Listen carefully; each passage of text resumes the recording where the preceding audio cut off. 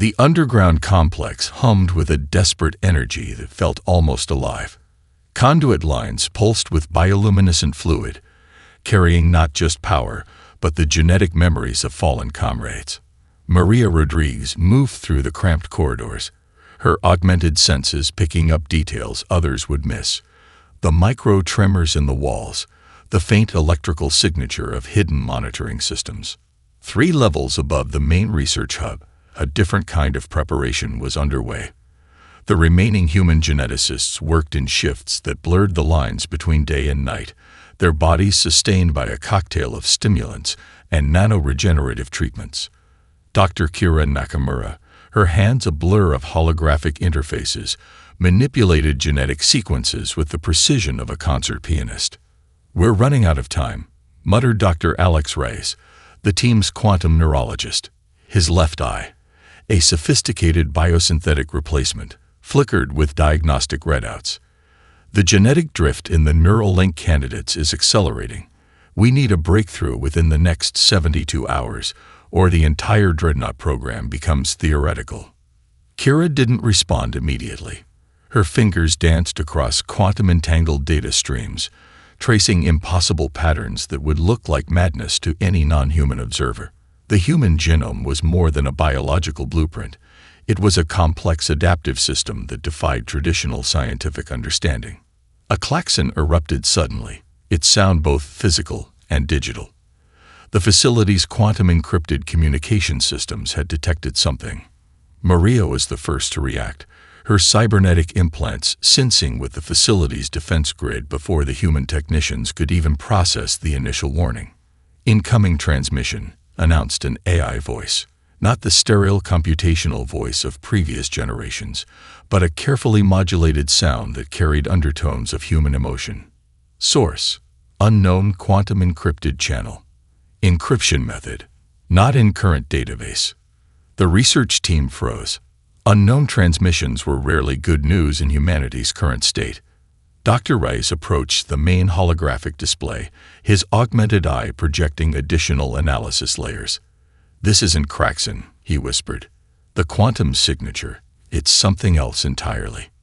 Maria's hand instinctively moved to the neural link port at the base of her skull, a sleek titanium interface that was part communication device, part weapon system.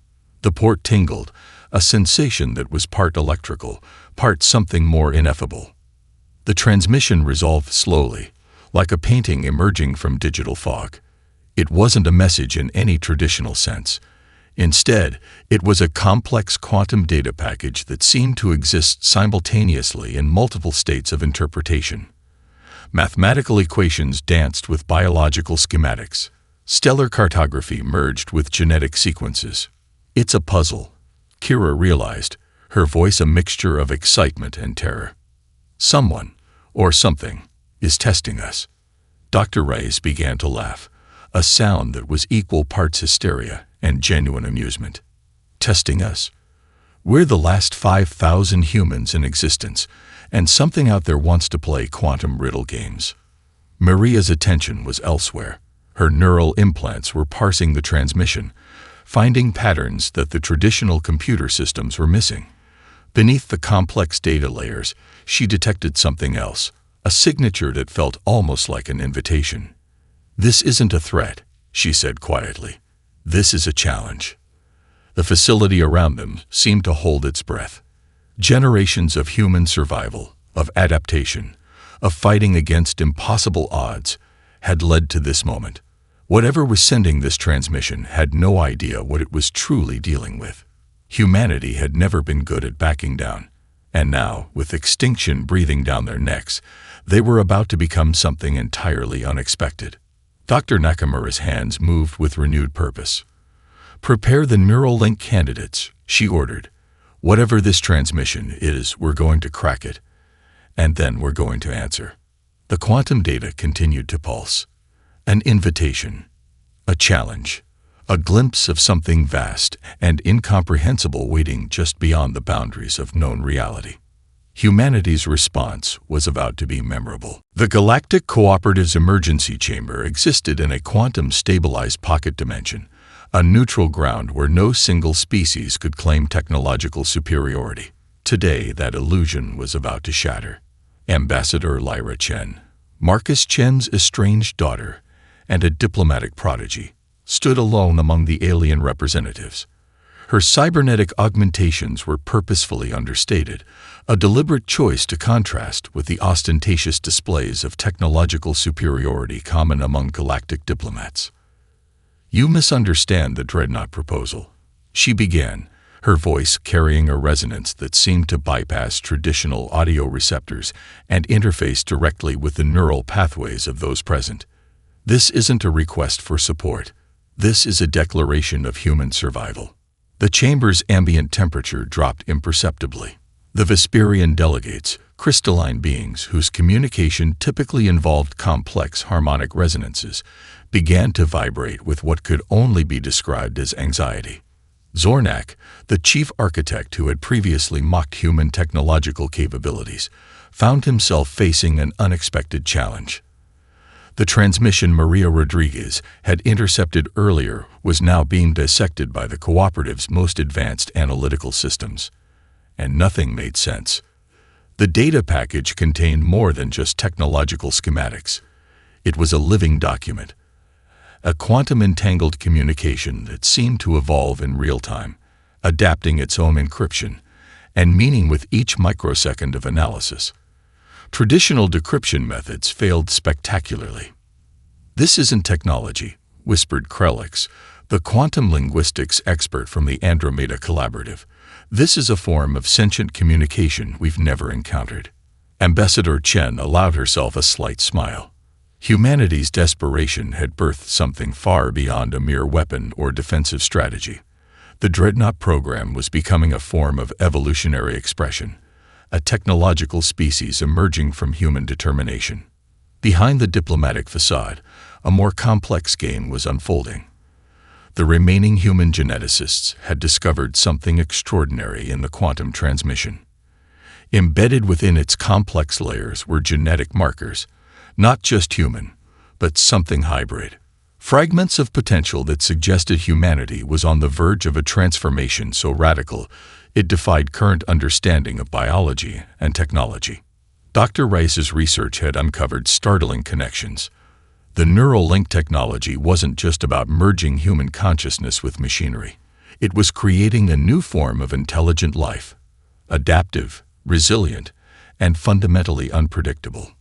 In the cooperative's chamber, the debate shifted from technological feasibility to existential threat. These weren't just ships being proposed.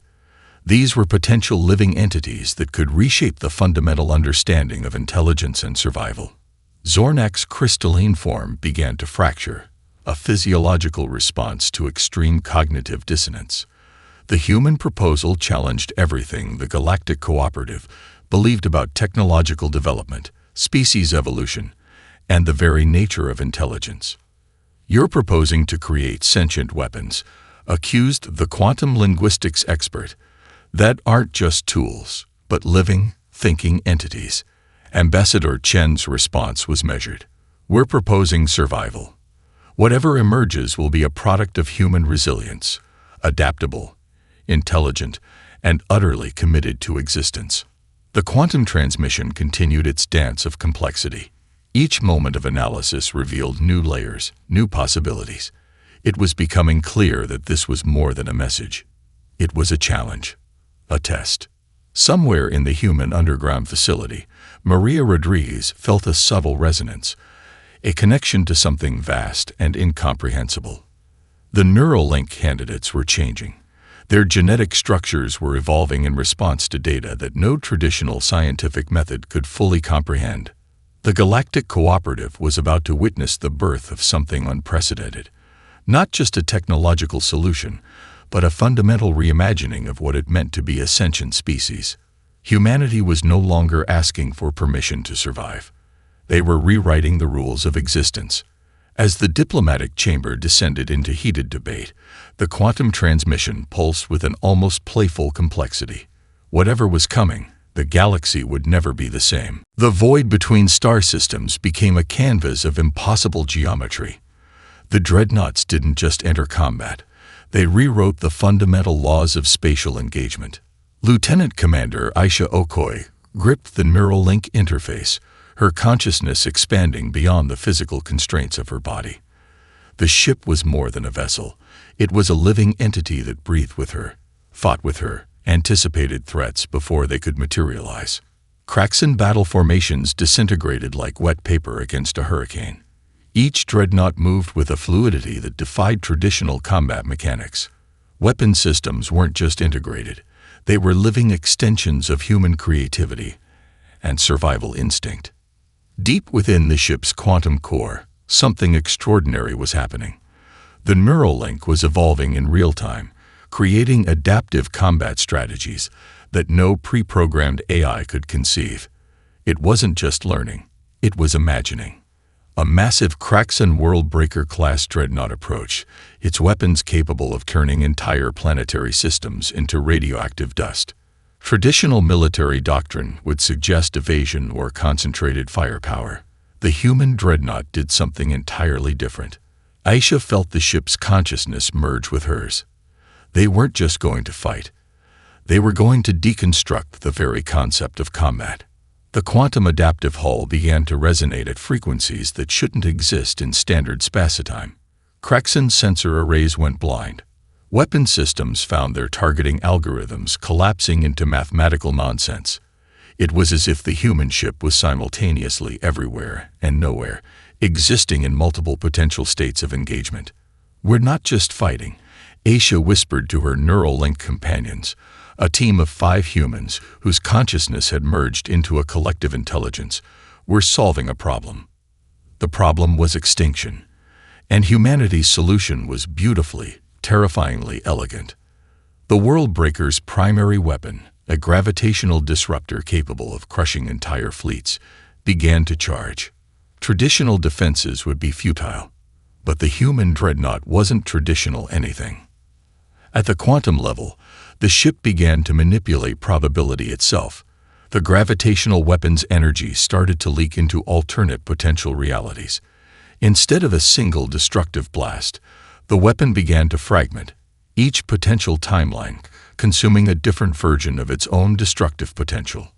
Kraxan tactical officers watched in horror as their most powerful weapon essentially destroyed itself across multiple potential existences. This wasn't just combat. This was a philosophical argument made manifest through technological innovation. Nearby communication arrays picked up the Kraxan fleet's internal communications. Panic wasn't just spreading, it was metastasizing. These weren't just military losses. These were fundamental challenges to their entire understanding of warfare, physics, and strategic engagement. Aboard the human dreadnought, the Neuralink team experienced something transcendent. They weren't just controlling a ship, they were exploring the boundaries of consciousness itself. Each moment of combat became a complex mathematical symphony, with humanity's survival as the driving melodic theme. Dr. Marcus Chen, monitoring from the underground facility, observed the battle data with a mixture of scientific fascination and parental pride. The Dreadnought program had become something far beyond his original designs. It was a living proof of humanity's most fundamental characteristic, the ability to transform limitation into opportunity. The battle wasn't just about defeating the Kraxan. It was about demonstrating a fundamentally different approach to existence. Where the Kraxan saw conflict as a zero-sum game, humans saw it as a complex problem to be solved through creativity, adaptation, and an almost playful disregard for established rules. As the last Kraxan ships retreated, something remarkable happened. The human dreadnoughts didn't pursue. Instead, they began to broadcast. Not weapons, not threats, but a complex quantum signal that was part mathematical theorem, part biological invitation. It was a challenge, a declaration, a glimpse into a way of thinking that the Kraxan couldn't even begin to comprehend. Humanity wasn't just fighting for survival anymore. They were rewriting the fundamental rules of engagement, of consciousness, of what it meant to be an intelligent species in a vast, unpredictable universe. and they were just getting started. The Neuralink Research Facility existed in a space between physical reality and pure theoretical potential. Dr. Elena Rosario stood at the intersection of biology, quantum physics, and something entirely uncharted. Her latest subject, Kai Martinez, floated in a suspension chamber that defied traditional understanding of medical technology. Nano-organic filaments danced across his exposed skin, creating intricate patterns that seemed to breathe with their own intelligence. Each tendril was a communication pathway, a data stream, a living bridge between human consciousness and something far more complex. Synaptic resonance at 97.3% announced the facility's quantum AI, but the number meant nothing. Traditional measurements had become obsolete. Kay's mind was no longer confined to his biological brain. The Neuralink was revealing human consciousness as a malleable adaptive system, far more sophisticated than anyone had previously imagined. He was simultaneously present in the suspension chamber, experiencing the battle data from the Dreadnoughts, processing quantum algorithms, and exploring cognitive landscapes that had no physical equivalent. "We're not creating a weapon," Dr. Rosario murmured to her research team. "We're birthing a new form of intelligence." The breakthrough wasn't technological. It was evolutionary. Fragments of memory cascaded through the neural network, not just Kai's memories, but collective human experiences, generations of survival, of adaptation, of facing impossible odds. The Neuralink was creating something more than a communication system. It was weaving a tapestry of human experience into a living, thinking entity. Nearby, Dr. Marcus Chen worked on a parallel project. His hands moved through holographic interfaces, manipulating genetic sequences that danced like living art. The human genome was revealing itself as a complex adaptive system, not a fixed blueprint, but a dynamic, responsive network of potential. "Look," he called to Dr. Rosario, projecting a holographic model of the Neuralink's genetic interface. What they saw defied scientific classification. Genetic markers were communicating, evolving, creating new pathways of potential that existed somewhere between biological innovation and pure information. It was as if the very concept of human potential was rewriting itself in real time. The Galactic Cooperative's xenobiologists would have called it impossible. The human research team saw it as just another Tuesday. Kai's consciousness began to fragment and reunite in complex patterns. He was experiencing multiple realities simultaneously: the cold mathematics of the Dreadnoughts' combat systems, the emotional landscape of human memory, the quantum potential of unexplored cognitive spaces, communication integrity stabilizing. The quantum AI announced, but the words were inadequate. What was happening transcended communication. It was a fundamental reimagining of consciousness itself. Dr. Rosario noticed something extraordinary. The Neuralink wasn't just connecting human minds. It was creating a collective intelligence that was greater than the sum of its parts. Individual memories became shared experiences. Personal traumas transformed into collective resilience. The facility's quantum sensors began to detect something unexpected. The Neuralink was generating its own quantum field, a bubble of potential that seemed to interact with the fabric of space-time itself. "We're creating more than a weapon system," Dr. Chen realized. "We're developing a new form of existence." Kay's body in the suspension chamber began to change. Nano-organic structures integrated with his biological systems, creating a hybrid form that blurred the lines between organic life and technological innovation. His skin shifted with complex geometric patterns, reflecting the quantum data streams flowing through his consciousness. The research team watched in a mixture of terror and wonder. This wasn't just human adaptation. This was human transformation. Fragments of collective memory began to coalesce. The pain of human extinction, the resilience of generations, the unbreakable spirit of a species pushed to its absolute limit. All of it began to form a coherent narrative, a living, breathing testament to human potential. The Neuralink was becoming something alive, something sentient, something that understood survival not as a simple biological imperative, but as a complex, creative act of continuous reinvention. As quantum algorithms danced and genetic sequences rewrote themselves, humanity was taking its next evolutionary step, not through traditional biological means, but through a radical reimagining of what it meant to be conscious, to be alive, to exist. And they were just beginning to understand the possibilities. The Kraxan Imperium's primary communication hub, a massive construct of crystalline computational arrays, pulsed with an unprecedented level of confusion. Admiral Vexnak, supreme military strategist of the most technologically advanced species in known space, found himself experiencing something utterly foreign: doubt. Intelligence reports streamed in from multiple fronts, not just battlefield data, but something more insidious. The human dreadnoughts weren't just defeating Kraxan fleets, they were infiltrating their entire systemic understanding of warfare, communication, and strategic thinking. Deep within the Kraxan's most secure data repositories, something impossible was happening. Human quantum signatures were threading through their most protected communication networks, not as an invasion, but as a form of intellectual infection. It was as if human consciousness could exist as pure information, bypassing traditional technological barriers. "They're not fighting," muttered a junior communication analyst, their multi-tentacled appendages trembling. "They're communicating in a language we can't comprehend." The Kraxan had conquered hundreds of species. They had developed computational systems that could predict entire civilizations' behavioral patterns centuries in advance. But the humans defied every predictive model. On the edge of the Orion's spiral arm, a lone dreadnought encountered a Kraxan forward reconnaissance fleet. What happened next would be studied by military strategists for generations.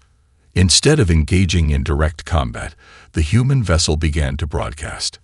Not weapons, not threats, but a complex quantum signal that was simultaneously a mathematical theorem, a genetic memory transfer, and something that existed between communication and pure consciousness.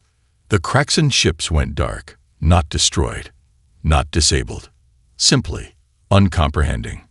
Admiral Vexnak reviewed the data with growing horror. The human approach to conflict was so fundamentally different that it challenged the very concept of warfare. Where the Kraxan saw conflict as a zero-sum game of territorial and resource acquisition, humans seemed to view it as a complex problem-solving exercise. Intelligence reports revealed something even more disturbing.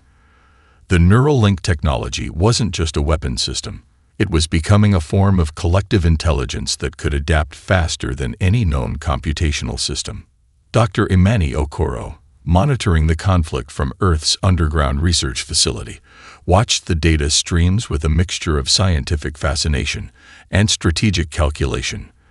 The dreadnoughts were revealing something fundamental about human potential, an ability to transform limitation into opportunity that defied traditional understanding. "It's not about winning," she explained to her research team.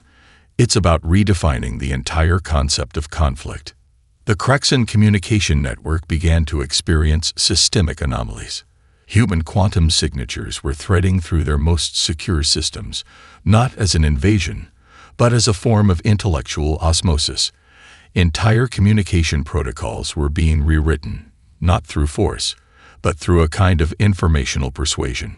Strategic databases across the Kraxan Imperium began to malfunction, not with traditional cyber attacks, but with something more insidious. Complex mathematical proofs would suddenly appear, challenging fundamental assumptions about resource allocation, strategic planning, even the basic understanding of spatial-temporal relationships. Admiral Vexnak realized they were facing something beyond traditional warfare. The humans weren't just fighting. They were fundamentally challenging the Kraxan's entire conceptual framework of existence. Quantum entanglement signatures began to spread through Kraxan communication networks. Each signal carried more than information. It carried potential. Entire strategic models would dissolve, replaced by computational pathways that seemed to breathe with their own intelligence. The Kraxan were discovering that humanity's most potent weapon wasn't technology. It was imagination. As the conflict expanded, something extraordinary began to emerge. The Dreadnoughts were no longer simply human vessels. They were becoming living arguments. Complex, adaptive systems that challenged everything the Kraxan believed about intelligence, conflict, and survival. Admiral Vexnak made a decision that would reshape galactic history. The Kraxan would no longer treat humans as a species to be conquered. They would try to understand them. And in that moment of choice, the entire nature of the conflict transformed. Humanity had done more than survive. They had redefined the very concept of interstellar engagement. The galactic diplomatic nexus hung in a carefully constructed pocket of stabilized spacetime, a marvel of collaborative engineering that had maintained intergalactic peace for millennia. Today, that peace was about to be utterly dismantled. Ambassador Zara Okonkwo moved through the crystalline corridors like a quantum wave, present, yet somehow simultaneously undefined. Her diplomatic augmentations were subtle, a network of bioquantum interfaces that allowed her to process information at speeds that would liquefy a traditional biological brain. Representatives from 17 different galactic civilizations watched her approach, some with fear, some with grudging respect, most with a mixture of both. The central chamber was a masterpiece of adaptive architecture. Walls shifted and breathed, creating acoustic and quantum environments that could simultaneously translate and interpret multiple communication methods. But today, those systems were struggling. The human transmission had arrived 3 standard galactic cycles ago. It wasn't a message. It was an invitation, a challenge, a comprehensive reimagining of diplomatic engagement that made traditional communication look like primitive smoke signals. Humanity is no longer requesting survival. Zara began, her voice carrying quantum undertones that resonated differently with each species present. We are offering a fundamental reconstruction of galactic social dynamics. The Vesperian delegation, crystalline beings whose entire civilization was built on rigid computational models, began to fracture. Literally, their crystalline structures developed microscopic fissures as they processed the implications of human adaptability.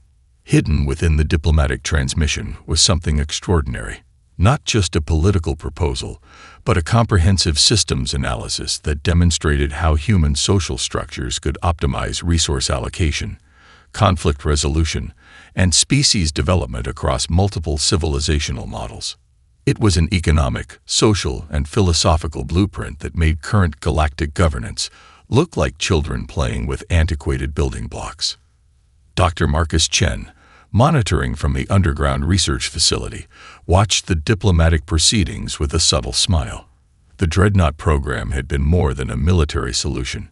It was a comprehensive reimagining of human potential. The transmission contained layers of information that would take generations to fully unpack. Embedded within complex mathematical proofs were genetic memory clusters, adaptive social algorithms, and something that existed between pure information and living consciousness. Each species in the chamber experienced the transmission differently. The silicon-based Krelix interpreted it as a massive computational problem. The empathic Lyrians saw it as a living emotional landscape. The quantum phase nebular collective experienced it as a dance of potential realities. Humans had always been masters of adaptation, but this was something else entirely. Ambassador Okonkwo continued her presentation. Each word was a precision instrument, calibrated to dismantle existing galactic power structures, while simultaneously offering a more efficient alternative. She wasn't just negotiating. She was performing intellectual surgery on millennia of established diplomatic practices. The human proposal wasn't a request for recognition. It was a comprehensive systems upgrade for galactic civilization. Quantum data streams danced around her, revealing potential futures with each spoken syllable. Diplomatic firewalls, systems designed to prevent radical information transfer, collapsed like tissue paper against a quantum hurricane. "We are not asking for permission," Zara stated, her voice carrying the weight of human historical trauma and future potential. "We are offering a solution to problems your civilizations haven't even recognized yet." The galactic diplomatic nexus had never encountered a species that could simultaneously exist as a military threat, an intellectual challenge, and a potential evolutionary catalyst. Humanity had transformed from a species on the brink of extinction to the potential architects of a new galactic paradigm, and they were just getting started. As the transmission concluded, something extraordinary happened. The diplomatic chamber itself began to subtly reconfigure, not through mechanical means, but through a quantum adaptive response to the human proposal. The message was clear. Adaptation was no longer a choice. It was the only path forward. Humanity had entered the galactic stage, and nothing would ever be the same again. The Kraxan homeworld burned with a cold, mathematical precision. But this wasn't a traditional invasion. It was a surgical deconstruction of an entire civilization's fundamental infrastructure. Captain Aria Rodriguez piloted her dreadnought through layers of quantum adaptive space that defied traditional navigation. Each movement was a complex equation, each strategic decision a living algorithm that rewrote itself in real time. Below, human infiltration teams moved like ghosts through the Kraxan's most secure facilities. But they weren't destroying. They were transforming. Dr. Kamil Hassan, the mission's chief Sin architect, worked with a team of specialists whose skills defied traditional military classification. They were part engineers, part cultural anthropologists, part quantum mathematicians. Their mission wasn't conquest, it was systemic rehabilitation. "We're not here to destroy," Kamil explained to his team. "We're here to demonstrate a different approach to civilization." The Kraxan's quantum communication networks began to experience a profound metamorphosis. Human-developed quantum algorithms threaded through their systems like intelligent vines, not destroying existing infrastructure, but reimagining its fundamental purpose. Entire Kraxan administrative systems found themselves being rewritten, not through force, but through a kind of intellectual persuasion. Complex decision-making protocols were being optimized, resource allocation models reconstructed, social hierarchies deconstructed and reimagined. Captain Rodriguez's dreadnought was more than a weapon. It was a living argument, a comprehensive demonstration of an alternative approach to existence. Deep within the Kraxan's central governance complex, something extraordinary was happening. The human infiltration teams weren't just accessing information. They were engaging in a form of systemic dialogue that transcended traditional communication. Quantum data packages carried more than information. They contained potential, entire frameworks of social organization, technological development, and species-level problem-solving that challenged everything the Kraxan believed about governance and survival. Admiral Vexnak watched from his primary command center, experiencing a profound intellectual vertigo. The humans weren't conquering. They were offering a comprehensive systems upgrade to an entire civilization. Research outposts across the Kraxan territory found themselves experiencing spontaneous technological revelations. Computational systems would suddenly resolve centuries-old theoretical problems. Resource allocation models would reconfigure themselves with impossible efficiency. It wasn't an invasion. It was an intellectual intervention. The human teams moved with a fluidity that defied traditional military doctrine. They accessed secure facilities not through brute force, but through a kind of quantum social engineering that made traditional security protocols look like children's puzzles. Dr. Kamil Hassan accessed the Central Kraxan historical archives. But he wasn't just retrieving information. He was engaging in a complex dialogue with the very concept of historical record-keeping. "Look," he called to his team, projecting a holographic display that was part data visualization, part living narrative. Their entire historical understanding is a computational model. We're not just accessing information. We're helping them recontextualize their entire species narrative. Captain Rodriguez's neural link allowed her to perceive the invasion from multiple simultaneous perspectives. She wasn't just commanding a military operation. She was conducting a species-level conversation. The Dreadnoughts' quantum systems began to broadcast, not weapons, not threats, but a complex signal that was simultaneously a mathematical theorem, a genetic memory transfer, and a comprehensive systems analysis of Kraxan civilization. Entire planetary communication networks began to reconfigure, not through destruction, but through a kind of intellectual symbiosis that challenged the very concept of invasion. Admiral Vexnak made a decision that would be studied for generations. Instead of resistance, he chose engagement. The human teams weren't conquerors. They were architects of a new approach to civilizational development. As the operation continued, something profound became clear. Humanity had discovered something more powerful than weapons. They had discovered a way of existing that transformed conflict into opportunity, limitation into potential. The Kraxan homeworld wasn't being destroyed. It was being invited to evolve. The moment of transformation came not with a bang, but with a whisper of quantum potential. Dr. Elena Rosario stood in the central observation hub, watching as the final threads of humanity's grand experiment began to coalesce. Around her, the remaining 5,000 humans, now more a collective consciousness than individual beings, experienced a shared moment of profound revelation. The Galactic Cooperative had been reduced to something more fluid, more dynamic. No longer a rigid political structure, but a living network of potential and possibility. Humanity had not conquered. They had fundamentally reimagined the concept of civilization. On screens that were more quantum interface than traditional display, the final pieces of the transformation became visible. The Dreadnought program had been more than a survival strategy.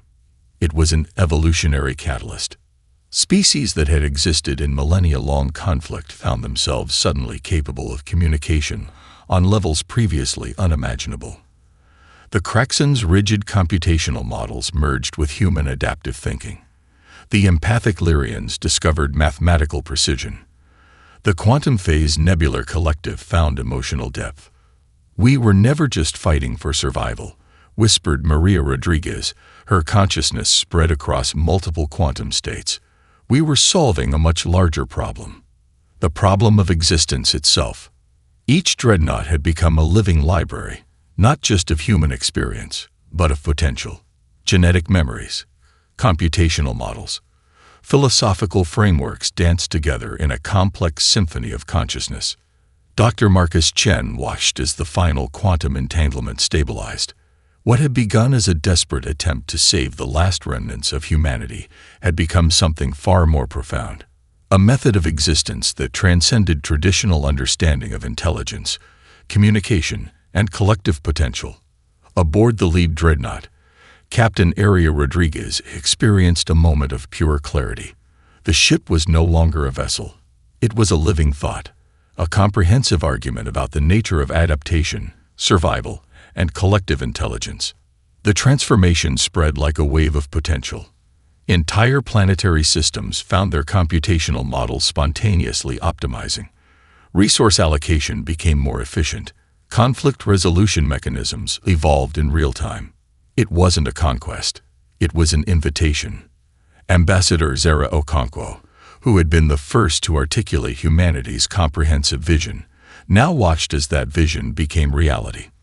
The diplomatic structures that had existed for millennia dissolved, replaced by a more fluid, adaptive system of collective problem-solving. "We didn't defeat anyone," she explained to the collective consciousness. "We offered a different way of existing." The last 5,000 humans were no longer just survivors.